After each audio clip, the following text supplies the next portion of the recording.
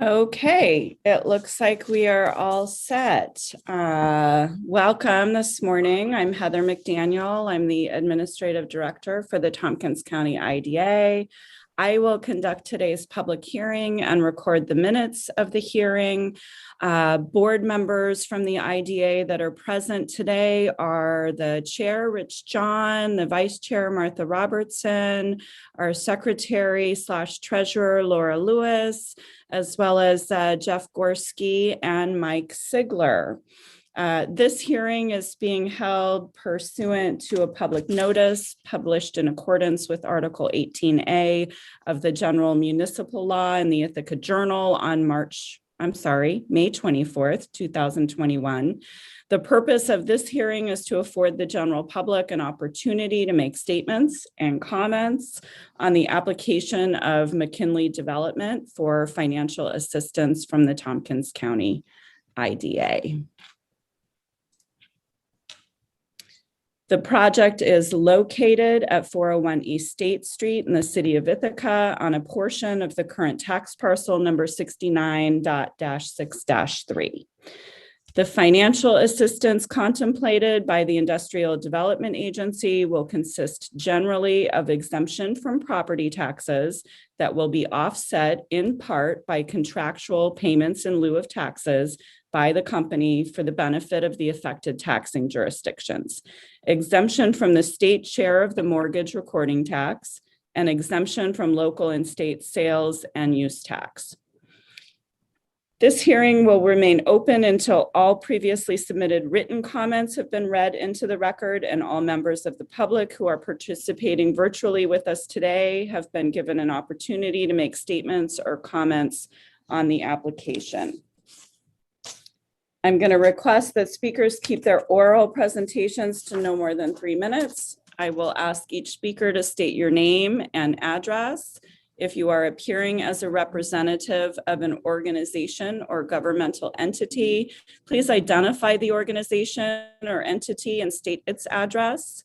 If you wish to submit a copy of your comments for the record, you can email them to ina@ithacaareaed.org. I'm going to ask the applicant to give a brief overview of the project, and then I'm going to read the two written submitted comments that we received, and then I will call on speakers. So I'm going to introduce Jeff Githens, representing the applicant. Great. Well, thank you, Heather, and good morning, board. We are excited to be back in front of you again. We're very interested in your city and in serving the the housing deficit with additional placed and conceived apartment living in the downtown area. We have been active in Ithaca looking and evaluating developments over the last 4 to 5 years, starting with the Green Street Garage RFP, and that led us to the Gateway Center location, where we've spent 2 or more years in both evaluating, conceiving, and designing the project here on a site that's unique. It's extremely well located, but in a location that's below the State Street elevation and alongside the creek and part of an existing kind of mixed-use facility. So there were a number of considerations that we evaluated to get to the design that we are mostly finished with and have presented over the last 9 months to the Ithaca Planning Board. We received our negative seeker determination last week and have another meeting, maybe 2, with the Planning Board before we reach final site plan approval. So the project consists of 353 apartment units, 267 parking spaces, amenities, and then an extension of the 6 Mile Creek Trail from its current terminus that's about halfway down this site all the way to the eastern boundary of the site and actually onto city property as a true public benefit and extension of a fantastic pedestrian gateway. Additionally, we're providing access through the property from State Street down to the trail, which doesn't currently exist, and that's done to provide more accessibility to this, this 6 Mile Creek Gateway and for all residents and visitors of Ithaca. The parking arrangement is such that we are parking both our own residents and the existing Gateway Center office tenants, retail tenants, and multifamily tenants. The parking is divided by those uses. Of the 267 spaces, 152 of them are direct replacement of the surface spaces that we're displacing on Gateway Center. And those will be available to the Gateway tenants. And then after business hours, 122 of those spaces will be available to the public for anyone to use, after business hours up until, the next morning when business resumes. So it's yet another public benefit to provide additional parking to downtown, which is, as most know, already constrained. And, we're doing our part to help to alleviate, that congestion. So that's a quick summary. We as a developer, McKinley Development Companies, are a national developer of apartments across the United States. We've been very active in markets like Ithaca, most recently developed in Syracuse in 2019, a similar project in an urban setting in Syracuse, and have other projects underway from Seattle to Florida to Atlanta to Boston in building very comparable residential experiences. So thank you, Heather. Thank you, board. Glad to answer any questions if need be. Okay, I just want to remind everybody the purpose of this public hearing is to hear comments on the proposed application and financial assistance from the Tompkins County IDA. It is not a back and forth. It is not a question and answer period. I'm going to go ahead and read the 2 comments that were received, and then I will call on each of the speakers in the order that their requests were made to the IDA to speak. The first comment is from Michael Willis, 1 Westwood Knoll, Ithaca, New York, 14850. His comments: the IDA must reject McKinley Development Blue Vista's request for these reasons. The parties in this joint venture simply do not need the funds despite their claims to the contrary. Having the county cover 15% of the firm's costs when they are putting down less than 40% of their own money or their investors is unnecessary. Let them find their investors to do it instead. These are our future tax revenues. Over the next 7 to 10 years, the city, the school district, and the county will need those monies more than Blue Vista's investors. I look forward to learning the IDA made the right decision. Second comment received was from Teresa Halpert Deschaines. Please include my comment below for today's hearing. She's the owner of Rose Tree Properties, LLC, 209 South Geneva Street, Ithaca, New York. I object to the approval of the tax abatements for 401 East State Street. I highly respect the knowledge and analytical abilities of Peter Wissikor, and I agree with his analysis of the situation as expressed in the guest opinion column on Ithaca.com. Additionally, while I don't have a PhD in urban planning and economics, I've lived in Ithaca for some decades, and what strikes me is that 2021 is a very different time from 2008.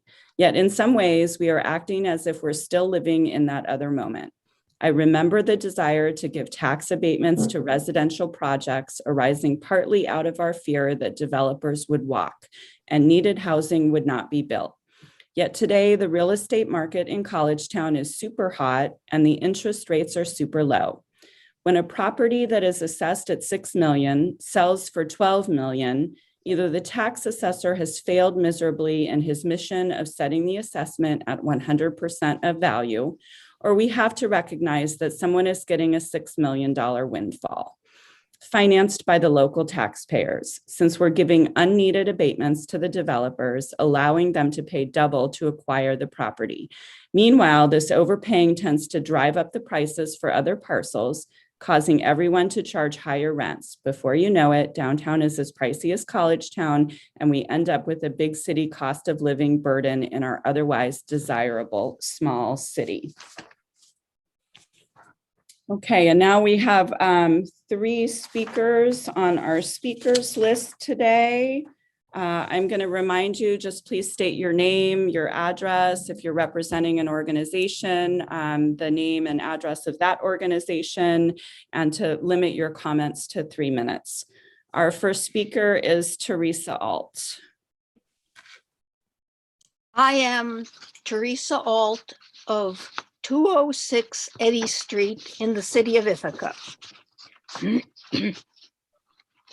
If we learned anything at the last IDA meeting, it is that the company with the ever-changing name McKinley or BVSHE3 Ithaca is very adequately capitalized and does not really need a subsidy from the city and county with an already impaired tax base. So much of our land and economy is already in tax-exempt hands. That's not the IDA's fault, but rather due to state law, and for now, it's just a problem we're living with. But what we really need here is housing that the people who work here can afford, not expensive housing that drives up the cost of land and makes it ever harder to build housing for ordinary people if you can't even find the place to build it. So the city last year said that subsidized projects should provide affordable as well as expensive units, but then there had to be a way to fee out. And so you, the IDA, set a ridiculously low fee of $5,000 per expensive unit, so that for maybe every 40 units, someone else could build maybe one affordable one somewhere else. I know you say that the money goes to the Community Housing Development Fund and leverages grants and tax credits, but it does not create any new grants or tax credits, just shuffles where the existing ones go. And so the bottom line is there is no justification for subsidizing the 401 East State Street project. You.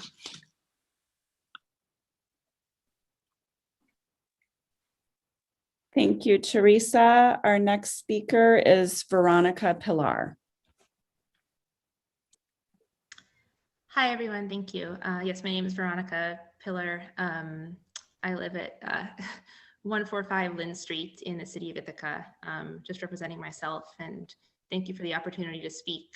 I'm here to add my voice to the chorus of those just gone, requesting that you not approve this request for tax abatement, basically for the same reasons. My understanding is that the IDA tax abatements are supposed to support diversifying and strengthening the local tax base in ways that benefit the local community, and by supporting projects that wouldn't otherwise be built. So there's this piece of community benefit, and there's this piece of stepping in to help a developer who does not have the funds to do the project, if not, or as in Teresa Halpert Deshane's comment, who would walk away otherwise. And I don't see either of those pieces being met in this project.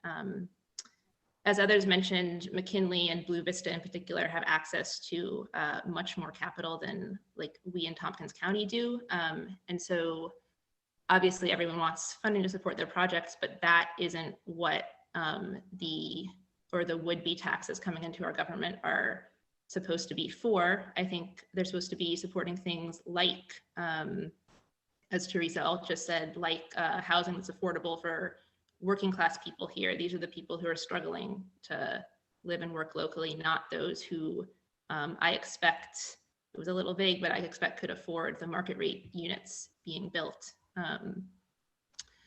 So I don't think this is where we need to be throwing our support, both because of the lack of need and because the project doesn't, the lack of need on the part of the developer, and because the project doesn't suit the needs that the county itself has. I appreciate that it does hit a bunch of green building benchmarks, but not the housing justice goals that I've heard articulated time and again. I also want to note that the construction itself, I know, I think we're trying to support and should be supporting local laborers and paying them prevailing wages. I believe the developer said they were not planning to do that, and I would ask why, and why that's something we're supporting as well. So yeah, I think tax abatements could be going somewhere else. Thank you. Thank you, Veronica. And our last and final speaker is Rebecca Regan-Span. Oh, hi. It's Barbara Regan-Span. I live at 207 Cascadilla Avenue in Ithaca. I'm a retired social scientist from Colgate University, and I actually have some very special data that I won't have time in 3 minutes to discuss with you, which I'd love to share, with the members of this board at another time. I have that data because I served as a liaison to the Board of Trustees, the faculty representative, right before I retired, the year before I retired, the faculty liaison to the Board of Trustees of Colgate. And I was privileged to attend some unbelievably manipulative conversations between developers and the Board of Trustees. There's a particularly cynical way that they're going after investment from liberal investors, and I'd love to talk to you further about that. But today what I want to do is amplify the comments that have already been made, all of which are eloquent, and I don't want to repeat the data in Teresa's wonderful letter, Peter Wissaker's letter, the terrific comments just made by Veronica, Teresa Alt. I'd only be repeating myself, so let me try to get it some other new data. One is that I spoke to an old friend in Ithaca city government who told me that this project, he estimates, would bring in, without a tax abatement, approximately $13,000 a year to the budget. And I want to say that while $13,000 would make it possible for me to take the fancy vacation I've been craving, it's actually pathetic that Ithaca would consider selling out for it, the essential workers who kept us afloat during these past 14 months and who desperately need workforce housing in order to keep their lives together. And maybe you don't have the continual conversations I do. I pursue them all the time as my role as a social scientist, with Instacart workers, with the people who work at gas stations and at the Burn Dairy. Their lives and the lives of their children are increasingly fragile, and the time, expense, and contribution to climate change for travel breaks their family life, which is already so compromised by the same non-livable wages the subcontracted workers on this proposed project will earn. Those are the same non-livable wages that are provoking the labor disputes that continue to stall ongoing building projects and would be just as likely to stall this one. The labor disputes that cause multiple year eyesores, like the one that blights my own daily walk right in the heart of downtown Ithaca at Cayuga and Court Streets. Okay, I think that what you're not facing is that you and all the similar boards, and I know you are well-intentioned, I'm not putting you down as human beings, but you need to face the facts and change your role dramatically. And particularly the letter from Teresa Halpert gave the data backing that. We have to stop investing in the trickle-down economic theory that continues to hurt the same people on whom our dependency was proven in the past 14 months. You need to become visible activists, all of us do, petitioning Albany for the right for Ithaca to reasonably tax the wealthy here. I'm talking about our many millionaires who could well afford and would be willing to pay a city wealth tax, garnering many times over the necessary annual $13,000 we won't even get should you foolishly approve this tax abatement. The stakes are very high. The Ithaca that we all love will be destroyed by the civic unrest that is brewing. You already know this. And you're aware that the increasing dependence on the police force to quell unrest is only growing under the surface. That will break this town. I understand the denial with which you are operating. I want to entertain it myself as a middle-class person some of the time. And I believe that in your heart of hearts, you want a sustainable future for Ithaca.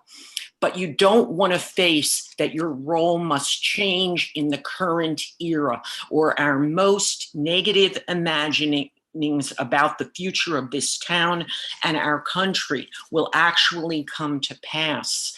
Listen, I speak as a mostly happy person.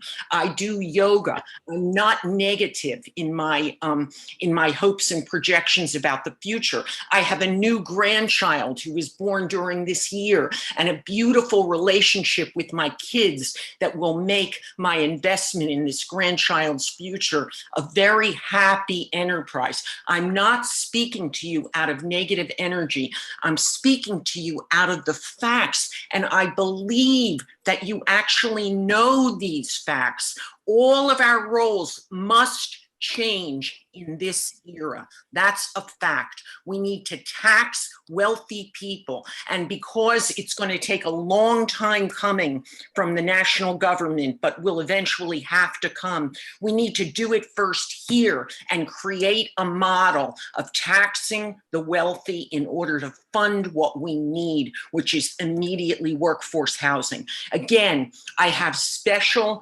data from having been the faculty liaison to the Board of Trustees at Colgate, and I can tell you about the ugliest level of manipulation of these developers to make liberal investors think that they are investing in glorious projects like need-blind admissions.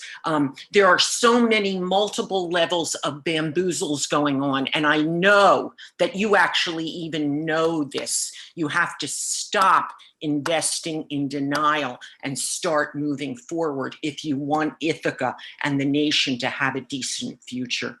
Thank you. Okay, I want to thank all of our speakers today.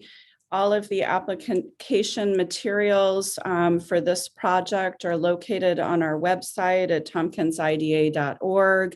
The website is down this morning for a couple of hours for some maintenance and upgrades. It should be back up later today. In the application, you can find the projected phasing in of the new property taxes to the tune of to be paid of about $8.4 million over the next 10 years after the project is built, and the projected sales tax and state mortgage recording tax exemption as well. The IDA will take into consideration the comments that were made at the public hearing today. The minutes will be typed up and sent to the IDA for consideration at their meeting on June 9th at 2 p.m. It will be posted live via YouTube. Thanks everyone for being here today.